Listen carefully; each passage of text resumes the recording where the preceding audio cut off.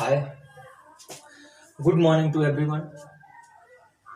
पिछले क्लास में मैंने fundamental unit of life chapter को स्टार्ट किया था और कंपोजिशन ऑफ सेल्स का इंट्रोडक्शन हमने सिर्फ पढ़ा था और उसमें मैंने आपको बताया कि सेल्स जो हैं वो प्लाज्मा मेम्ब्रेन, साइटोप्लाज्म और न्यूक्लियस इन तीनों से मिलकर बना हुआ है।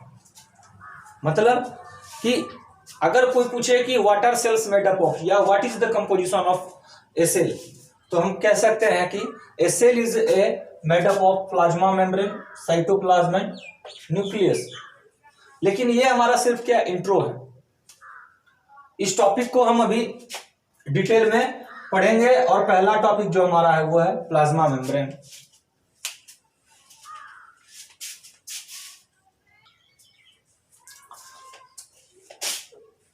प्लाज्मा मेम्ब्रेन है क्या? What is plasma membrane? तो कहता है क्या कि in a cell plasma membrane is the outer most covering. किसी भी सेल में प्लाज्मा मेम्ब्रेन जो है वो क्या है? आउटर मोस्ट कवरिंग है, विच separates it from the external environment. Plasma membrane outer most covering है किसी सेल का, जो क्या करता है? उसे सेपरेट करता है, अलग करता है। किससे?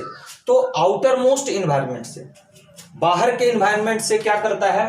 प्लाज्मा मेम्ब्रेन सेपरेट करता है किसी भी सेल। कहता है क्या कि plasma membrane is flexible. Plasma membrane क्या है? फ्लेक्सिबल है। फ्लेक्सिबल मतलब लचीला। और due to this property plasma membrane allows in and out of some material. Plasma membrane अपने फ्लेक्सिबिलिटी के कारण अलाउ करता है कुछ ऐसे मटेरियल्स को जो क्या हो? नेसेसरी हो।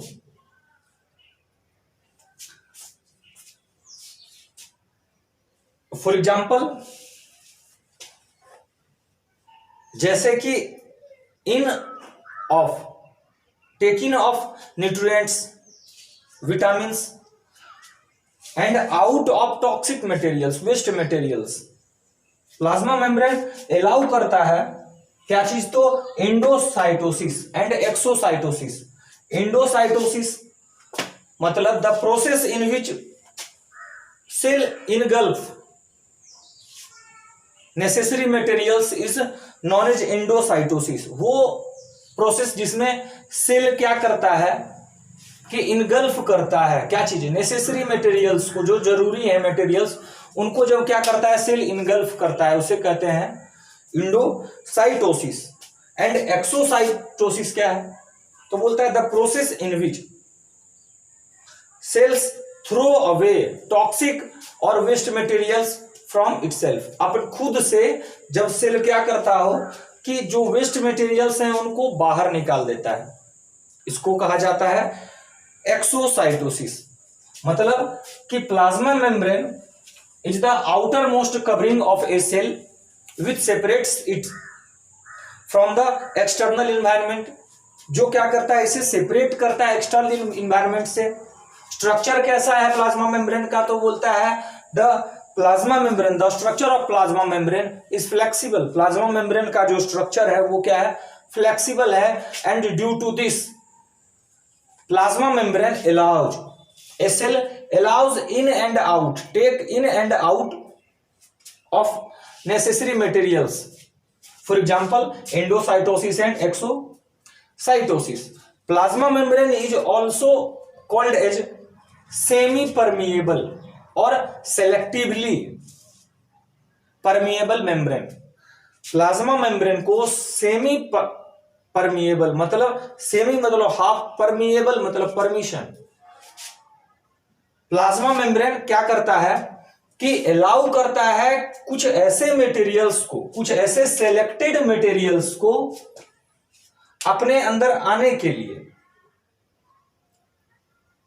और कुछ ऐसे मटेरियल्स को जो नेसेसरी हैं उनको ये क्या करता है कि एब्जॉर्ब करता है, इसलिए इसे कहा जाता है selectively permeable membrane. Selected materials को ही प्लाज्मा मेम्ब्रेन क्या करता है, अपने अंदर आने देता है। For example osmosis and diffusion.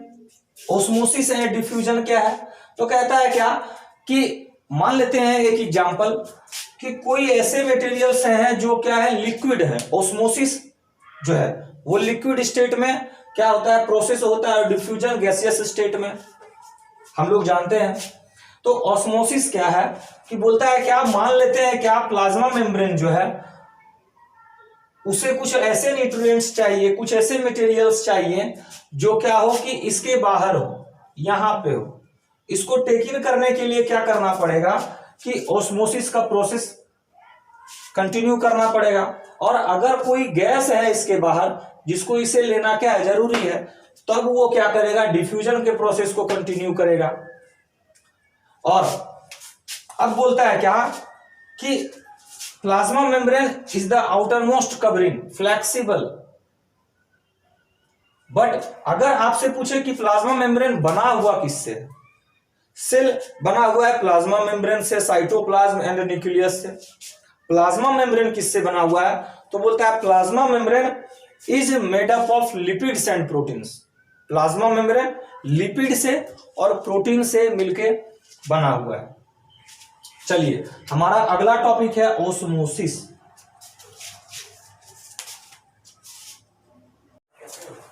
चलिए हमारा जो अगला टॉपिक है वो है ऑस्मोसिस और डिफ्यूजन। तो कहता है ऑस्मोसिस और डिफ्यूजन दोनों है क्या, क्यों इसको रिलेट करते हैं हम एक दूसरे के साथ में, डिफरेंस करते हैं एक दूसरे के साथ में, क्योंकि कुछ है जो क्या है इन दोनों में कॉमन है, कुछ जो है वो इन दोनों में कॉमन है और कुछ इन दोनों में अलग है। मतलब कि डिफ्यूजन और ऑस्मोसिस दोनों क्या है, तो बोलता है कि process of transfer of material. Osmosis और डिफ्यूजन में कॉमन ये है कि ये दोनों क्या है, ट्रांसफर बताता है। किसका, तो एक मटेरियल का वन प्लेस टू अनदर, एक जगह से दूसरे जगह ट्रांसफर बताता है दोनों। लेकिन दोनों में कुछ डिफरेंस है।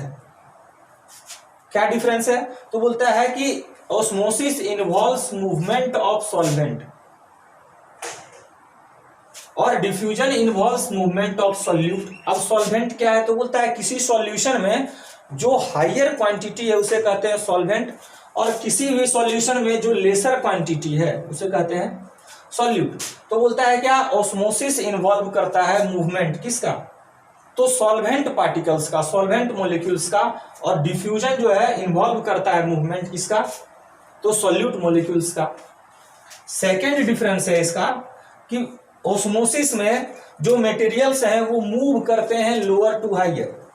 मतलब कि in the osmosis process materials moves from lower concentration to higher concentration, and in the diffusion materials move from higher to lower concentration. मतलब इसका एक एग्जांपल से समझिए कि साइंस के का जो टॉपिक होगा आपका विंड चैप्टर, उसमें क्या है कि कभी कोई ऐसा प्लेस बनता है जहां पे एयर का जो क्वांटिटी है वो कम है, मतलब लो प्रेशर है, और कोई ऐसा प्लेस है जहां पे क्या है कि हायर कॉन्सेंट्रेशन है, मतलब हायर क्वांटिटी है एयर का। अब क्या होगा कि ये दोनों एक अपने जगह को बदलेंगे, ट्रांसफर करेंगे, लेकिन ये हो सकता है कि लोअर कॉन्सेंट्रेशन हायर की तरफ जाए, और एक पॉसिबिलिटी ये बन सकती है कि हायर क्या है, लोअर की तरफ जाए। तो बोलता है ऑस्मोसिस में क्या है कि materials move from lower to higher, material जो है वो लो से हाई की तरफ मूव करता है। मतलब फॉर एग्जांपल कि श्रिंकिंग ऑफ पोटैटो, पोटैटो का जो श्रिंकिंग होता है किसमें, तो सुक्रोज के सॉल्यूशन में। ये एग्जांपल है किसका, ऑस्मोसिस का। अब बोलता है कि in diffusion material moves from higher to lower, material जो है वो हाई से किसकी तरफ जाता है, लो कॉन्सेंट्रेशन की तरफ। अब है कि for example spreading of ink. अब कॉन्सेंट्रेशन क्या है, तो कॉन्सेंट्रेशन का मतलब है कि कोई मटेरियल कितना ज्यादा डेंसली पॉपुलेटेड है, इसे कहते हैं उसका कॉन्सेंट्रेशन। फॉर एग्जांपल जैसे कि अगर हम क्या करते हैं, एक गिलास पानी में एक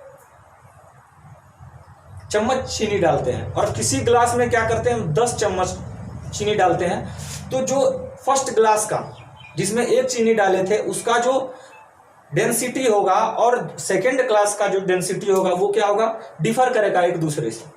मतलब कि एक दूसरे से क्या करेगा, डिफर करेगा। तो डिफ्यूजन कहता है कि material move from higher concentration to lower.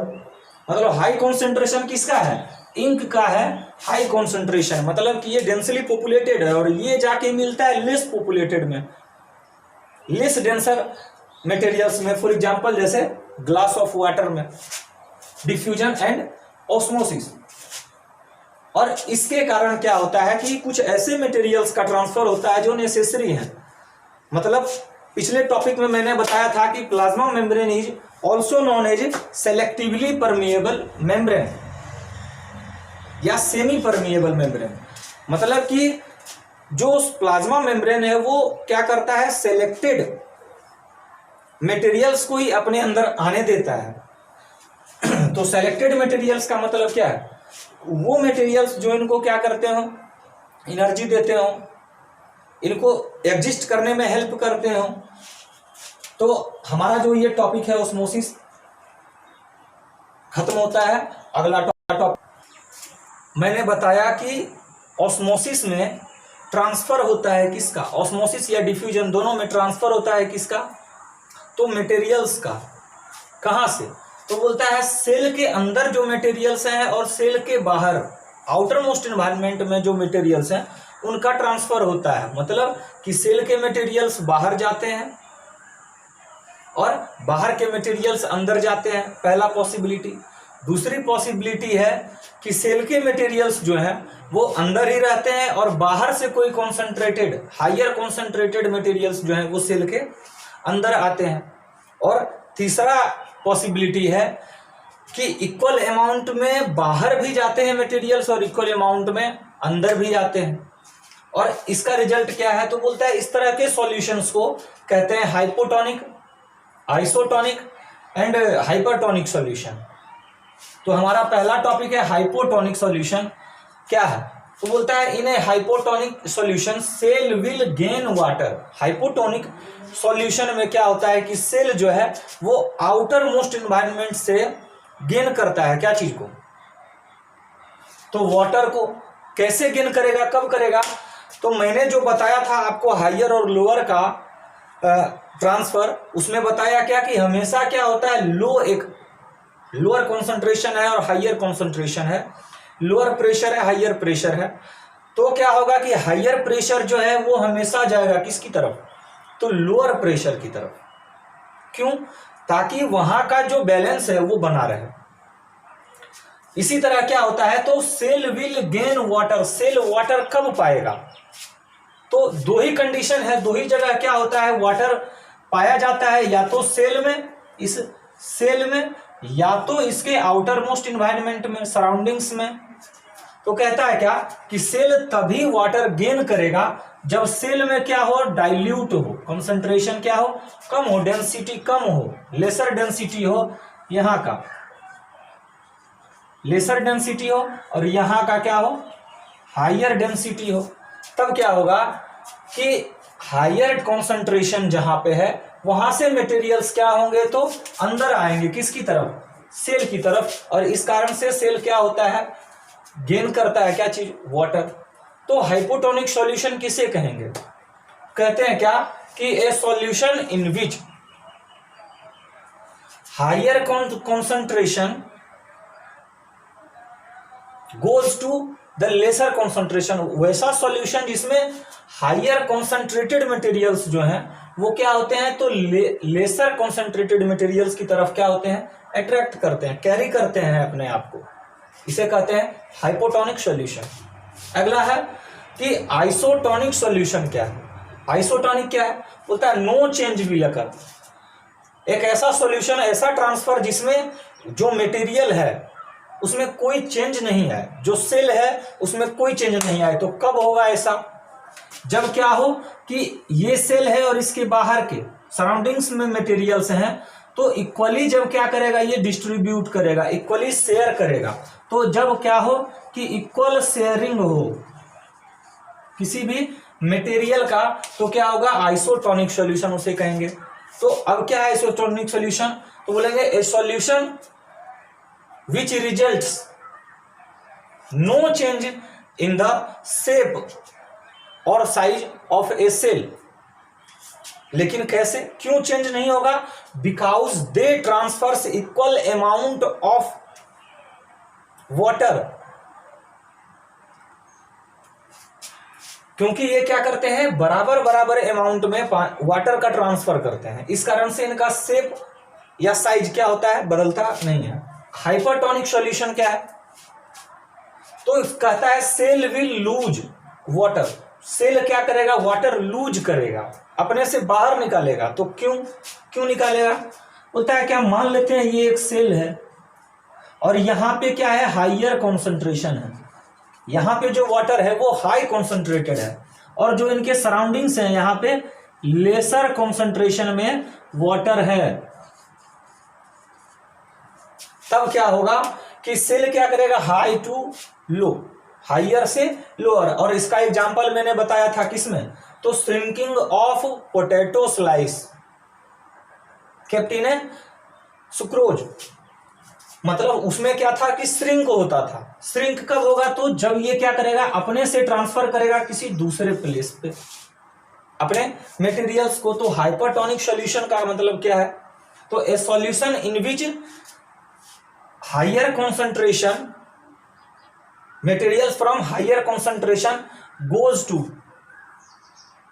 कहां, तो लेसर कॉन्सेंट्रेशन की तरफ जब जाता है, तो इस तरह के सॉल्यूशन को क्या बोलते हैं, हाइपोटोनिक सॉल्यूशन।